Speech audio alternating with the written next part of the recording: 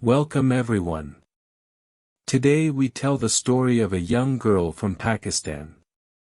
Her name is Malala Yousafzai. She wanted one simple thing, to go to school. But that small wish changed the world. On July 12, 1997, in a valley called Swat, in Pakistan, a baby girl was born. Her father, Ziauddin Yousafzai, gave her a special name. Malala. The name comes from an old story. It is the name of a brave Afghan girl who spoke up for her people. Swat Valley was a beautiful place. There were tall green mountains and clear rivers. People called it the Switzerland of Pakistan. It was a peaceful and happy place to grow up. Malala's father loved education. He started his own school in Swat. It was not a big or rich school. But it was full of love and learning. From a very young age, Malala sat in the classrooms. She listened. She learned. She fell in love with books and ideas. Malala's family was not rich. Money was often difficult. But her father always said that education was the most important thing. He told Malala she could do anything. He treated her the same as a son. In Pakistan, this was not always common. Many girls were told to stay home and be quiet. But Ziauddin told Malala to speak. She said later, in her own words, "My father gave me the gift of a free mind." Life in Swat began to change when Malala was about 10 years old. A group called the Taliban came to the valley. The Taliban had very strict rules. They did not allow music. They did not allow television. And most importantly for Malala, they did not allow girls to go to school. This was a very frightening time. People were scared. Many families left Swat. Explosions happened in the night. Schools were destroyed. More than 400 schools were damaged or burned down. The beautiful valley became a place of fear. Malala was angry. She was also afraid. But she did not want to be silent. In 2009, when she was only 11 years old, she began to write a diary. She wrote it for the BBC, a big news organization. She used a different name to stay safe. The name was Gul Makai. In her diary, she wrote about her daily life. She wrote about the fear. She wrote about missing school. She wrote about wanting to learn. People around the world read her words. They were simple words. But they were powerful. She wrote, "I had a terrible dream last night. Military helicopters and the Taliban.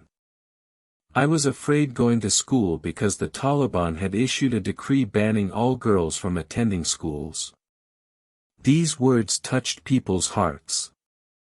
A young girl, writing honestly about her life. Not asking for pity. Just telling the truth. In 2009, the Pakistani army fought the Taliban in Swat. The Taliban left for a time. Malala's school opened again. She went back to class. She was so happy. She studied hard. She spoke at events. She talked about the right of girls to go to school. More and more people knew her name. She won a National Peace Prize in Pakistan in 2011. She was only 14 years old. She was becoming famous. And that made her a target. On October 9, 2012, Malala was 15 years old. She was on a school bus in Swat. It was a normal Tuesday. She was going home after her exams. She was talking with her friends. A man stopped the bus. He got on. He asked which girl was Malala. Then he shot her. The bullet hit her head. It also hit two other girls. Malala fell. Everyone thought she would die. She was taken to a hospital in Pakistan. Then she was flown to a hospital in Birmingham, England. The doctors worked very hard. For many days, Malala was unconscious. She did not know what was happening around her. The world held its breath. People in Pakistan and around the world prayed for her. World leaders spoke about her. The attack on a 15-year-old girl, just because she wanted to go to school, shocked everyone. Slowly, Malala began to get better. It took many weeks. The bullet had damaged her skull and her ear. She needed many operations. She had to learn to walk and talk again. It was painful and slow. But here is what almost no one talks about. During those long weeks in the hospital, Malala felt something surprising. She did not feel hate. She thought about the man who shot her. She thought about what she would say to him if she saw him. And she decided she would not be angry. She would talk to him. She would try to make him understand. She said that the Taliban thought a bullet could silence her. But they were wrong. She said, they thought that the bullet would silence us. But they failed. And then, out of that silence came thousands of voices. Malala recovered. She was strong. In 2013, on her 16th birthday, July 12, she stood up and spoke at the United Nations in New York. She was not afraid. She wore a pink headscarf. She spoke clearly and calmly. She said, "One child, one teacher, one book, one pen can change the world." The room was silent. Then everyone stood up and clapped. It was one of the most powerful moments in the history of the United Nations. Malala did not stop there. She and her father started an organization called the Malala Fund. The goal was simple: to help every girl in the world go to school for 12 years. Not just a few years. 12 full years of education. The Malala Fund worked in many countries. Pakistan, Nigeria, India, Ethiopia, Brazil, Afghanistan. Places where girls often cannot go to school.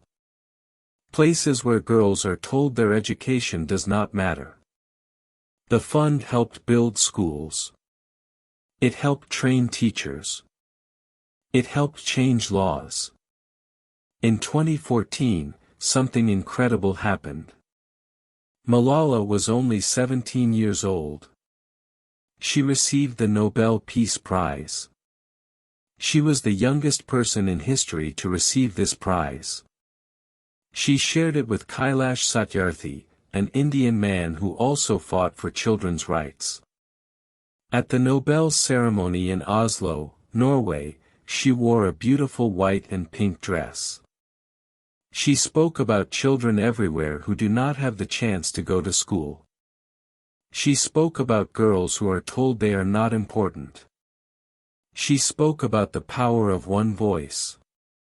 Malala continued to study. She went to Oxford University in England, one of the best universities in the world. She studied philosophy, politics, and economics. She graduated in 2020. Even as a world-famous activist, she sat in classrooms. She did her homework. She took her exams. She never forgot why she started. Her story is not just about one girl. It is about millions of girls. Around the world, more than 130 million girls do not go to school. Some cannot go because of poverty. Some cannot go because of war. Some cannot go because people in their community say girls do not need education. Malala knows this is wrong. She has always known it. Even as a small child in Swat, she knew that learning was her right. Not a gift. A right. Her father, Giauddin, is still by her side. He often says that he did not give Malala her courage. He says he just did not take it away. He let her be herself. He let her speak. That was enough to change the world. Malala's story also has a quiet and personal side. After the attack, she and her family could not go back to Swat for a long time. They lived in Birmingham, England. It was safe. But it was not home. She missed the mountains. She missed the smell of the valley. She missed her friends. She missed the food and the language and the sounds of her childhood. This is a part of her sacrifice that people do not always see. She gave up her home so she could continue her work. She gave up her normal teenage years.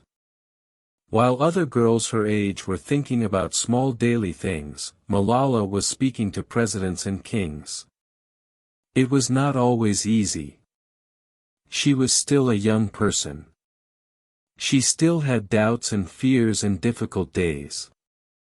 But she kept going. Because she believed in something bigger than herself. In 2021, the Taliban returned to Afghanistan. Girls were again told they could not go to school. Malala spoke out immediately. She called on world leaders to act. She wrote. She spoke. She did not stop. Some people ask, does one voice really make a difference? The story of Malala answers that question.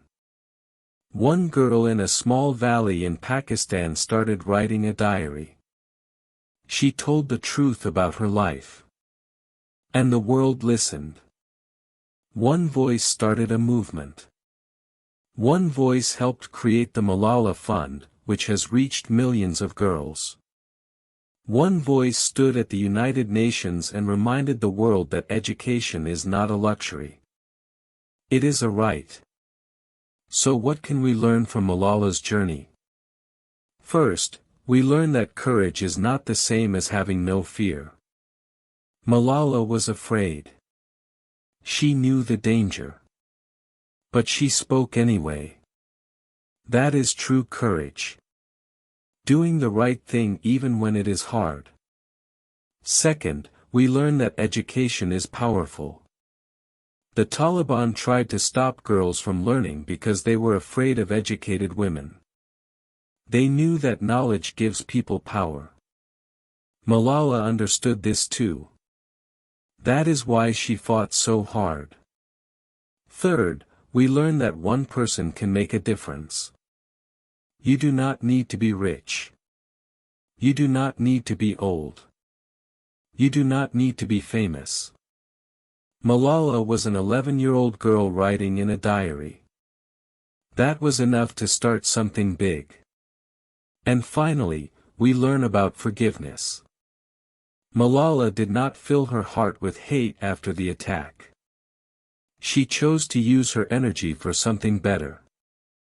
She chose to build, not to destroy. That is perhaps the most powerful lesson of all. Malala Yousafzai is still young. She was born in 1997. Her story is not finished. She is still working. Still speaking. Still fighting for the girls who have no voice yet. She once said something very simple. Something that stays with you. She said, "I raise up my voice, not so that I can shout, but so that those without a voice can be heard." Think about your own voice. Think about the things you believe in. Think about the moments when you wanted to speak but felt afraid. Malala's story asks us a quiet but important question: if a 15-year-old girl can face a bullet and still choose to speak, what is stopping you?